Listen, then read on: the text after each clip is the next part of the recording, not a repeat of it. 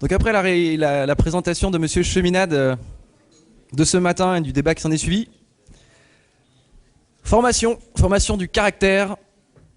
Il y a une tempête, il va falloir être à la hauteur. Des exemples de gens dans l'histoire desquels on peut s'inspirer sont nombreux. Et Karel Verheyken, maintenant, et Christine Bière plus tard, nous présenteront deux exemples. Karel va commencer avec Erasme. Bien. Alors, ça marche ça? Ah, il faut vraiment parler dedans. Hein? Oui. Ok. Donc, si on veut relever ce défi, donc il faut d'abord, comme Jacques Cheminade l'a fait ce matin, constater que la planète souffre d'une grande pénurie.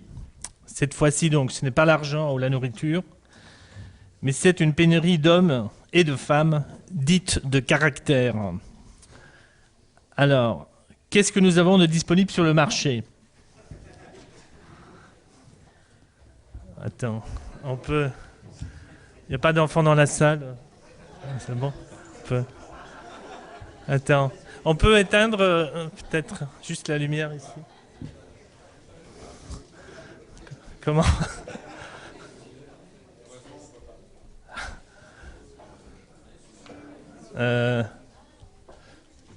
Tac. Ouais, voilà. Ok, donc je vais faire très vite parce que il y a un sablier, chaque grain tombe, donc il faut parler vite. Donc regardons ce qu'on a de disponible sur le marché comme hommes et femmes de caractère. Dominique Strauss-Kahn, il a gagné 20 kilos en 3 mois. Sarkozy et Merkel, ils se détestent, mais ils se font la bise. C'est une forme de... Ils ont du caractère. Merkel montre son caractère. Dans chaque élection. Obama, un homme de caractère. Là, vous le voyez comme s'il était sur une plage depuis 50 jours, devant la marée noire qui monte, aussi figé que la statue en bois de Superman. Donc, il y a cette pénurie d'hommes de caractère. Après, il y a ce qui est encore pire, c'est ceux qui le regardent à la télévision.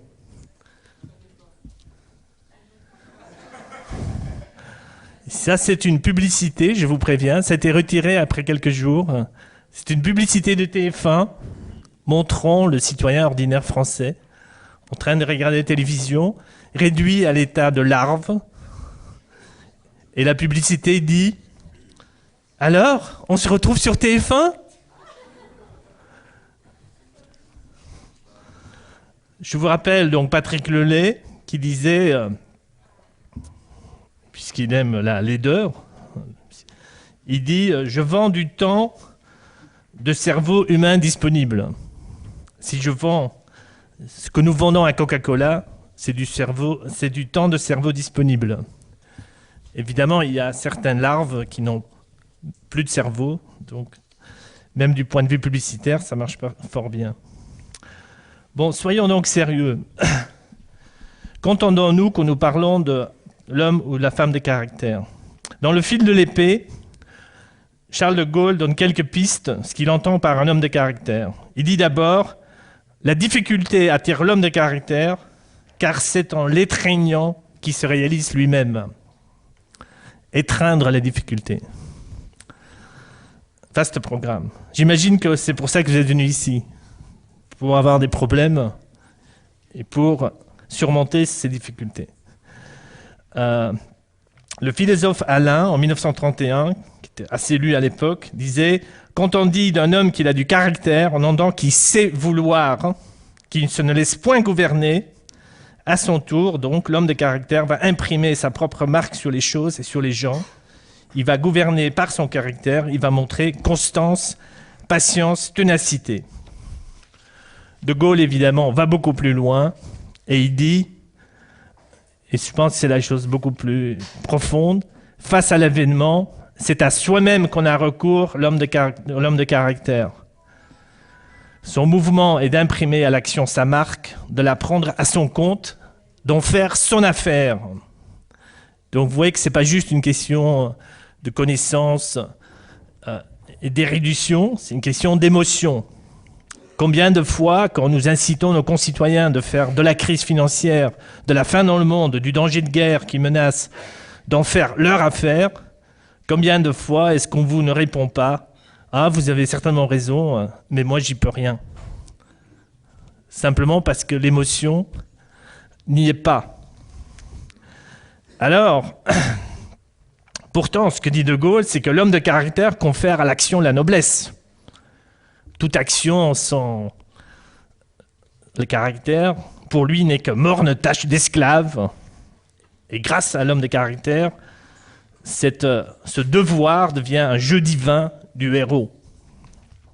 Aïe, aïe, aïe, le mot héros. Alors, les gens disent, moi, devenir héros, repasser demain. Finir sur la croix comme Jésus ou comme sous le bûcher comme Jeanne d'Arc, c'est une perspective qui n'attire pas tout le monde. Pire encore, si je deviens un homme ou une femme de caractère, je risque de perdre tous mes amis. Je vais me retrouver toute seule.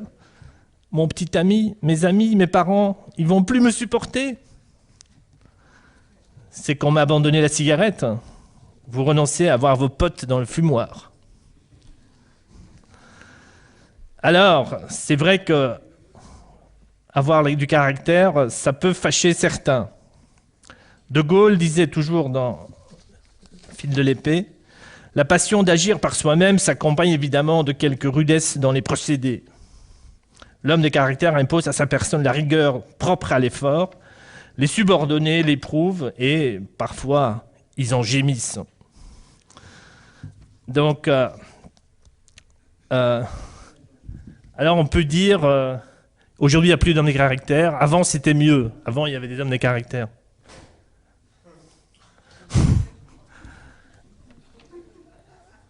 Eh oui, des hommes qui avaient un sale caractère. Et non pas un sacré caractère. Donc il y a une certaine confusion à cette idée de l'homme de caractère. Et Alain disait, un homme énergique gouverne souvent par son humeur. Il lâche sa colère à point nommé, et c'est ainsi qu'il meut la masse inerte des subalternes. Napoléon savait bien se servir de ces terribles mouvements d'humeur. Parce qu'évidemment, si on ne sait pas inspirer les autres, ce n'est que par le chantage et la violence qu'on peut les entraîner dans l'action. Alors, entre Napoléon et Erasme de Rotterdam, évidemment, ça fait un gouffre. Alors, qui est cet Erasme? Physiquement, donc il vit de 1466 à 1536. Physiquement, il souffre en permanence de différentes maladies. Il est chétif et tient la guerre en horreur. On l'accuse d'irénisme, de pacifisme béat et lâche, identique à ceux qui, en 1940, renoncent à combattre le nazisme en disant qu'après tout, Hitler allait unifier l'Europe. On peut même avoir l'impression qu'Erasme n'apprécie pas du tout les hommes de caractère.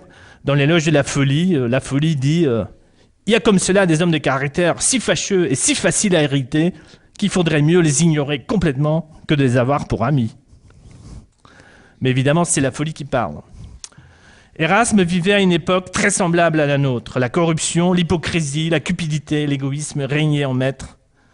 À chacun son paix, son bon, disait Erasme. Évidemment, réussir dans ce monde-là n'est donc pure folie. Erasme se bat toute sa vie pour ne pas réussir, au moins dans ce monde-là. Voilà donc une première caractéristique de l'homme de caractère, c'est la capacité de dire non. En plus d'un nombre considérable de livres, de dialogues, de traités, d'adages et de poèmes, Erasme écrit en moyenne une 40aine de lettres par jour dans ses échanges avec plusieurs centaines de correspondants à travers toute l'Europe. D'ailleurs, vous ne le voyez jamais sur les portraits, en train de regarder le peintre, parce qu'il est en train d'écrire, il n'a pas le temps de poser. Tout en lançant sa propre offensive pour propulser ces hommes de bonne volonté dans un projet de réforme graduelle de l'Église, de la gouvernance des États et de l'économie et de la société en général, Erasme devient le phare du Nouveau Monde et il va systématiquement repousser toute tentative visant à la compromettre. Donc il refuse de rester dans les monastères pour étudier, il refuse tous les postes que lui offre François Ier, le pape, etc., en disant « je ne peux pas accepter ça ». Thomas More est pareil, il refuse de reconnaître le divorce d'Henri VIII et finit sur le bûcher. Ces hommes sont capables de dire non. Prochain. Passons. Donc là, vous voyez une très belle médaille faite par Quinton Metsès, que vous voyez à gauche. Ça, c'est le recto. Si vous voyez, maintenant, on va voir le verso. Vous voyez donc sur le verso de la médaille, vous pouvez lire « Concedo nulli », ce qui veut dire « je ne fais de concession à personne ». Alors c'est très étrange, Erasme est le champion de la paix et de la tolérance, et sa devise c'est « je ne fais de concession à personne ».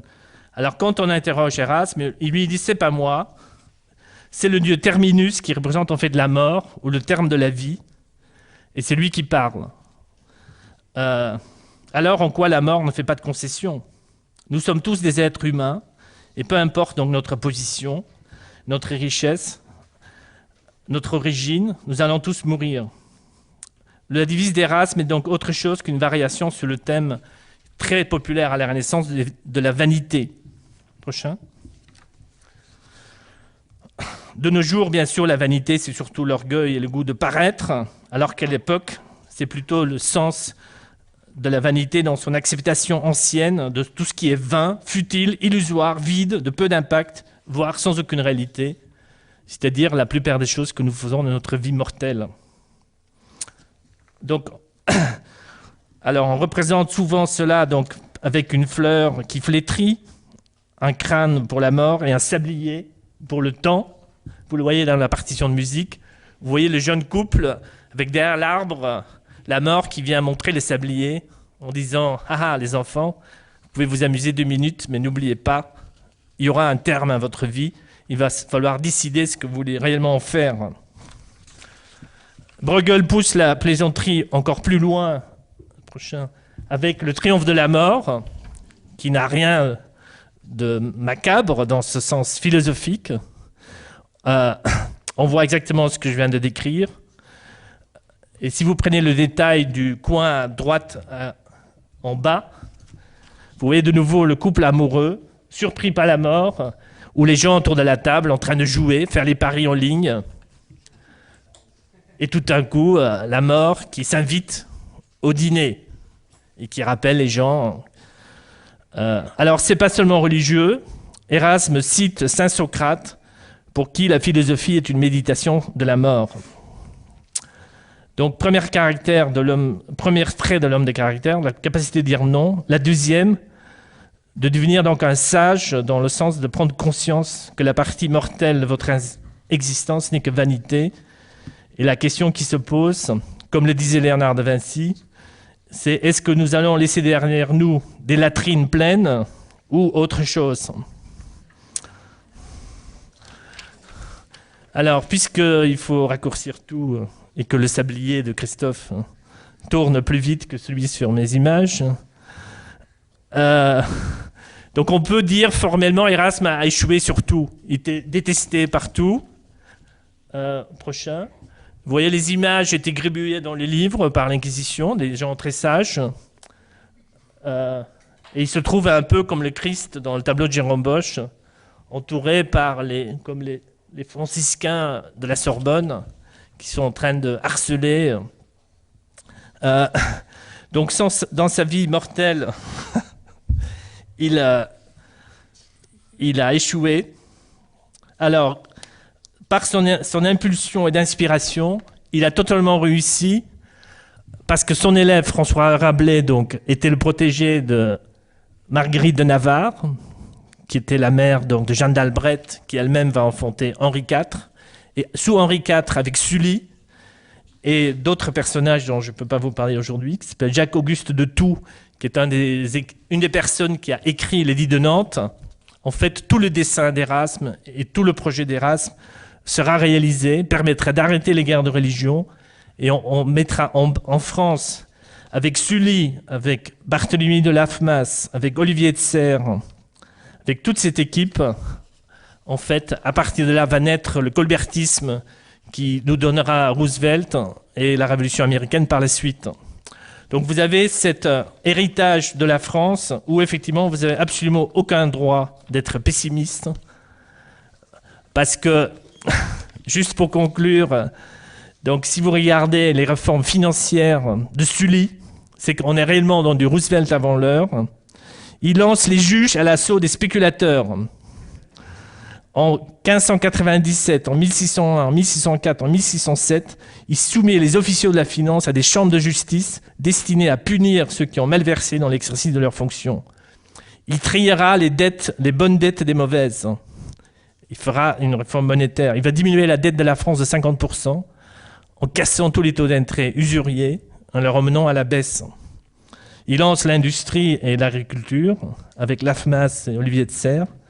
Et il dit la fameuse phrase qu'on a toujours déformée, labourage et pâturage sont les deux mamelles de la France, mais on oublie toujours la suite qui dit les vraies mines et trésors du Pérou. C'est-à-dire qu'il est en train de dire ce qui crée la richesse, ce n'est pas les métaux rares ou l'or ou l'argent qu'on apporte de l'Amérique du Sud.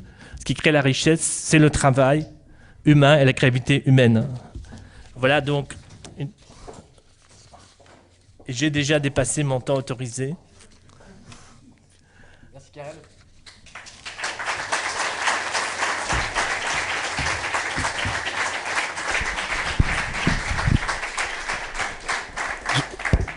Je suis désolé, j'avoue que ça va être un peu frustrant, même pour moi. J'ai ce mauvais rôle de devoir jouer le méchant, qui a son petit sablier. Mais on a un après-midi très chargé, avec beaucoup d'interventions et beaucoup de choses intéressantes à toucher.